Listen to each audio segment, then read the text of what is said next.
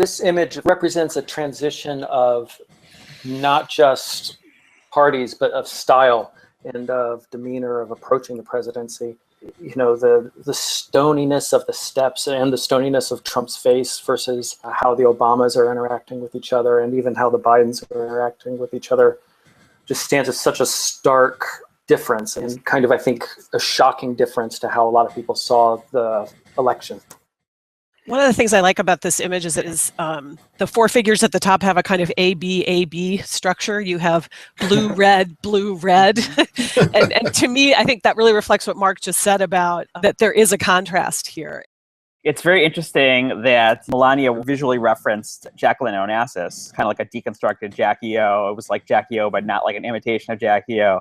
And very interestingly, Michelle's coat is scarlet red, the color famously favored by Nancy Reagan. I think their advisors or their consultants were like, we are going to go for this kind of bipartisan, there is no blue America, there is no red America. The Republican, references the Democrat references the Republican semiotic there. One of the things I like about this photo is that Trump has spent the last 11 weeks trying to undo everything that Obama has done, right? To be the un-Obama. And I don't think they planned it this way, but even in the way that they're holding themselves and presenting themselves here, they are the un-Obamas.